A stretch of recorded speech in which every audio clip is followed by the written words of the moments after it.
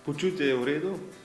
Jaz moram reči, da v tej službi uživam, čeprav je služba od jutra do večera. Ljudje imajo marsikdaj drugačen vtis, da se v vlogi poslanca praktično ničesar ne dela in da se vleče samo dobra plača, ampak jaz vsakega takšnega povabim, da en dan preživi z mano in bo videl, na kakšen način delamo, kako delujemo in bo videl, da poslanska služba ni tako lahka, kot se zdi, ampak kot sem rekel, mi je všeč in uživam v njej. Prostega časa je praktično, odkar sem bil izvoljen za poslanca, zelo malo. Ostalo me je več ali manj samo še nedelje, ki ga poskušam čim več preživeti z družino in pa še vedno se poskušam udeleževati naše rekreacije s prijatelji, to pa so ponedeljki hokej in pa včasih še sreda košarka. Sem med mlajšimi, nisem pa najmlajši, to je treba poudariti, ne. Jaz vidim našo mladost ali pa prednost mlajših poslancev predvsem v tem, da smo neobremenjeni, da nimamo nekih starih zamer in da lahko relativno neodvisno in pa neobremenjeno sodelujemo in pa delujemo z vsem. To je v teh trenutkih zelo pomembno.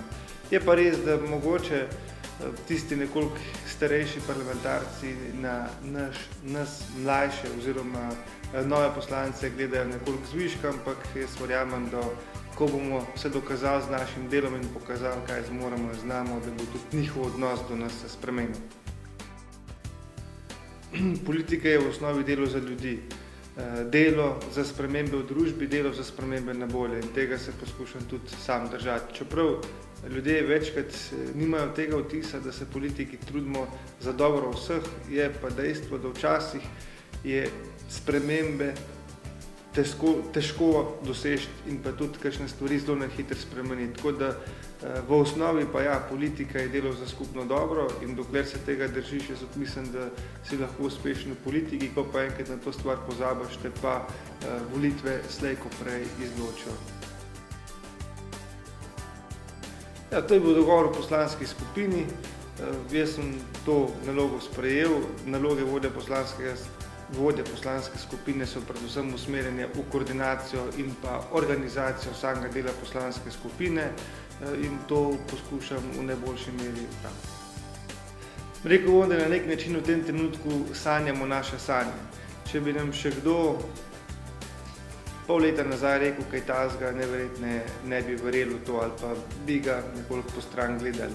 Res je, da je Nova Slovenija prva stranka, ki se je vrnila v parlament, bilo je izjemno težko, bilo je naporno. Jaz dvomim, da bo še komu za nam to uspelo, ker ne nazadnje to pomeni dolgotrajno odrekanje, veliko prostovoljnega dela in brez dobro organizirane mreže na terenu nam zagotovo to ne bi uspelo, predvsem pa brez ogromno prostovoljnega dela na glavnem tajništvu in tudi vse povsod. Skratka, to je bil tisto trdno jedro, ki nas je držalo pri življenju tudi v času, ko smo bili izven parlamenta.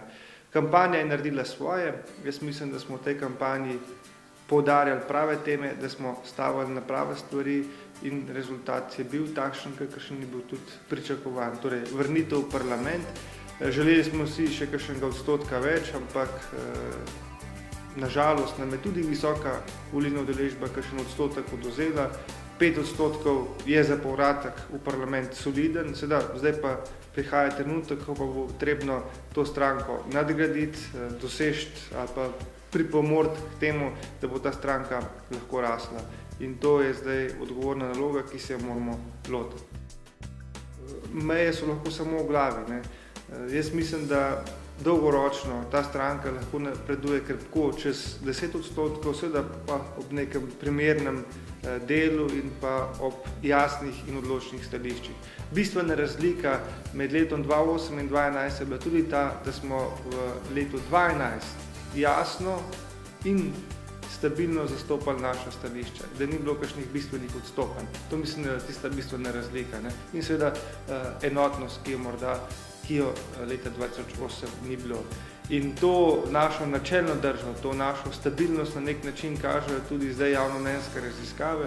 Mi smo se ustalili tam nekje med 5 in 6 odstotki. Jaz mislim, da je to tudi posledica tega, da smo v obdobju po volitvah bili načelni in jasni. Mi smo že v samem štartu Zoranu Jankoviću povedali, kaj lahko on od nas pričakuje. In tega stališča nismo nikoli spreminjali. In tudi zaradi tega mislim, da je naš naša javnomnenjska pozicija v tem trenutku stabilna in da je primerna podlaga za nadaljnjo rast. Torej, najprej se treba zavedati, da v politiki so vse stvari zelo spremenljive, spreminjajo se od danes na jutri. Kdo je leta 2000 mislil, da bo pa en LDS, pa 2011, da ga več ne bo. Skratka, stvari se spreminjajo. In tudi v politiki, če ima danes Nova Slovenija 5%, to ne pomeni, da jih pa čez 10-15 let ne more imeti 20. Jaz sem zagovornik tega, da če bomo delali dobro, če bomo delali dolgoročno, potem ta stranka lahko napreduje. In jaz sem prepričan, da se mi brez večjih problemov lahko približamo 20%. In to je tudi nekje tisti odstotek, ki je značilen za Evropo, in jaz mislim, da s tem, ko bo v Sloveniji imela krščanska demokracija okrog 20%, se bo tudi ta naš politični prostor normaliziral. Če pa sprašujete o sami ideologiji naše stranke, vi veste, da v svetu sta prevladujoči oziroma dve glavni, rečemo temu, politični ideologiji. Na eno imate socialno demokracijo, na drugi strani imate liberalno demokracijo. Če nakratko povzamem, socialna demokracija govori predvsem v smislu, država vam bo pomagala in tako naprej. Na drugi strani liberalna demokracija govori v tem smislu, država ne ustvari pogoje in pomagaj si sam. Krščanska demokracija je pa umeščena ravno v sredini in jemlje dobre in odlične stvari od te dveh usmeritev. In jaz mislim, da je to tista stvar, ki se je v zgodovini izkazala kot dobra, pomembna stvar. Naprimer, takšen primer je Nemčija. Prav krščanska demokracija je bila tista, ki je po drugi svetovni vojni Nemčijo vzdignila iz ruševin, je pomagala gospodarskim uspehom in to ravno zaradi tega, ker je stavila na ta mešani koncept. Torej, ne na eni strani država ustvari pogoje, da si vsak posameznik lahko ustvarja in pa gradi svoje življenje, in na drugi strani, če priješ v situacijo, ko si ne moreš več sam pomagati, da ti država priskoči na pomoč. Mislim, da je to tista prav koncept, ki bi ga veljali tudi v Sloveniji uveljavljati, in tukaj na tem področju in na tem konceptu bo tudi Nova Slovenija delala. Seveda je Slovenija nek specifičen prostor. V tem trenutku naše politične pozicije še niso čisto razčiščene. Liberalna demokracija, tista stranka, ki ima ime liberalna demokracija, ni to, kar v svetu predstavlja liberalna demokracija. Na drugi strani tudi socialni demokrati niso povsem tisto, kar v svetu je socialna demokracija. In hkrati tudi krščanskih demokratov se nam v Sloveniji pripisuje marsikateri stereotip, ki za nas ne velja in tudi ni začina za krščansko demokracijo. Pač to so stvari tranzicije, mi bomo potrebovali še nekaj časa, da se te stvari skristalizirajo, in jaz verjamem, da v roku 15-20 let se bodo tudi te stvari postavile na svoje mesto tam, kamor sodijo. Jaz mislim, da bo uspešna v prihodnjih letih tista stranka, ki bo stavila na vrednote, in to Nova Slovenija je. Današnja gospodarska kriza je predvsem kriza moralnih vrednot. In tisti, ki bo znal v prihodnjih letih stvari postaviti na pravo mesto, bo uspešen. In tudi Nova Slovenija je že do zdaj dokazala, da smo uspešni ravno zaradi vrednot. Mi, čeprav smo izpadli iz parlamenta, smo se vrnili nazaj in tudi zaradi tega, ker so nas povezovali skupne vrednote. Bojim se, kaj bo s tistimi strankami, ki so zgrajene samo na eni osebi, samo na enem človeku. Ko tistega človeka več ne bo, te stranke ne bo nobena stvar več povezovala. In to je tista prednost, ki jo Nova Slovenija ima. In to je tista stvar, na katero je potrebno graditi, na vrednotah, in to na pravih vrednotah. Torej, jaz sem bil v pogajalski skupini, ki je hodila tudi na pogovore k Zoranu Jankoviću. Mi smo Zoranu Jankoviću jasno povedali, naši programi so preveč različni, da bi mi šli lahko v vašo koalicijo, in to smo začeli in jo držali od začetka do konca.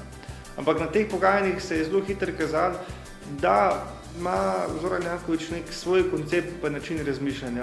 Jaz sem dobil občutek, da si on predstavljal, da zmaga na volitvah avtomatično pomeni tudi biti predsednik vlade. Pa to ni tako. Mi imamo proporcionalni volilni sistem, kjer je zmaga na volitvah zgolj prvi korak. S tem, da si najverjetnejši mandatar. Drugi, veliko pomembnejši korak pa je oblikovati večino v parlamentu. In te večine Zoran Janković ni oblikoval. Ni jo pa najbrž oblikoval tudi zaradi tega, ker se je rahlo nespretno obnašal do svojih potencialnih koalicijskih partnerjev. In mogoče je bilo to tudi glavni razlog, zakaj se je Lista Virant obrnila stran od Zorana Jankovića in se začela pogajati z desno sredino. Temeljna stvar ali pa ključna zadeva za preobrat je pa bil 21. december oziroma tista ta prva črna sreda, tako imenovana, ne? Ko se Zoran Janković s svojimi koalicijskimi partnerji ni mogel uskladiti glede bodočega predsednika državnega zbora. Ne? Vsak je šel s svojim kandidatom, na eni strani Borut Pahor, na drugi strani Maša Kociper in če bi takrat Zoran Janković podprl Boruta Pahorja, bi bil neverjetno danes Borut Pahor predsednik državnega zbora, Zoran Janković pa predsednik vlade. Vendar, ker je hotel imeti vse, je na koncu dobil nič. Ne? In to mislim, da je bil začetek konca Zorana Jankovića, ker po izvolitvi Gregorja Viranta so se tudi v javnosti vzbudila velika pričakovanja in tudi zaradi tega je gospod Janez Janša že pred Božičem posredoval koalicijsko pogodbo, nek osnutek koalicijske pogodbe, seveda z dopisom, da pride poštev šele, če Zoranu Jankoviću ne uspe. In takoj po novem letu je prišla pobuda strani gospoda Viranta, da bi vendarle mi začeli zelo intenzivna pogajanja torej o desno-sredinski koalicijski pogodbi. Mi smo po novem letu delali intenzivno, praktično od jutra do večera in tam nekje v sredini januarja, torej v bistvenih zadevah vendarle to koalicijsko pogodbo uskladili. Potem je prišel še druga tako imenovana črna sreda, ko je predsednik republike kljub temu, da ni imel Zoran Janković večine v parlamentu, predlagal njega oziroma ga parlamentu predložil kot mandatarja. Zoran Janković je takrat padel 44 glasovi. Slabost tega predloga je bila ta, da so se v javnosti vzbujale številne namigovanja o podkupovanju in tako naprej. Zaradi tega smo bili poslanci Nove Slovenije takrat, da bi zaščitili svojo integriteto, storiti to, da nismo prevzeli glasovnic. Ker s tem smo hoteli javno pokazati, da mi Zorana Jankovića ne podpiramo in da nam ne bi mogel nihče nikoli nikdar očitati, da smo mi karkoli podtalno delovali ali morda še celo prevzemali kakšne podkupnine. Mi smo to stvar razčistili in zaradi tega nismo prevzeli glasovnic. To je ena zelo pomembna stvar. Sedaj, in ko je Zoran Janković padel, potem so se odprla vrata za iskanje novega mandatarja. Sedaj, mi smo jasno povedali tudi tukaj, da če prvi stranki ni uspelo, da je na vrsti druga stranka. Predsednik republike žal tega stališča ni bil, zato je poskušal še z nekim tretjim kandidatom, ki pa seveda ni imel nobene politične podpore in potem so se stvari po naravni poti odvile. Desus se je odločil za desno-sredinsko vladno koalicijo, ki smo jo pomenovali koalicija za izhod iz krize in 28. januarja smo dobili predsednika vlade, to je postal gospod Janez Janša. Zdaj v naslednjih dnevih nas čakajo še hearingi oziroma zaslišanja kandidatov za ministra in tam nekje okrog 10. februarja da bi bila tudi volitve novih ministrov in tako bo končno sredi februarja Slovenija po dolgih mesecih dobila vlado s polnimi pooblastili, ki pa je v teh trenutkih nujna, ker vendarle nam bonitete stalno padajo, naše zadolževanje je vsak dan draže. Skratka, mislim, da je končno in hvala Bogu smo do nove vlade vendarle prišli. Mene veseli predvsem to, da nas koalicijski partnerji jemljajo za enakopravnega partnerja, da nas ne podcenjujejo. Tudi naša zasedba v vladi kaže na to, da bomo imeli pomembno vlogo tudi pri delovanju same vlade in veste, najlažje v tem trenutku bi bilo sedeti v opoziciji in samo kritizirati, ampak mi smo se odločili, da poskušamo dati vse svoje znanje in vso svojo energijo, da pomagamo Sloveniji. Tudi zaradi tega smo se v tem trenutku odločili za težjo nalogo, to je, da gremo v vlado. Glavna in ključna naloga nove vlade v prihodnjih dneh, ne mesecih, ampak v prihodnjih dneh je priprava rebalansa proračuna. Mi tonemo z dneva v dan in mi moramo zmanjšati naše odhodke za tam nekje okrog 800 milijonov evrov in to bo tista ta prva naloga. Brez tega je vsakršno oblikovanje vlade in vladne koalicije brezpredmetne in če nam ne bo uspel pripraviti in sprejeti tega rebalansa proračuna, potem mislim, da bo zgodovina te vladne koalicije zelo kratka. Hvala tudi vam za priložnost.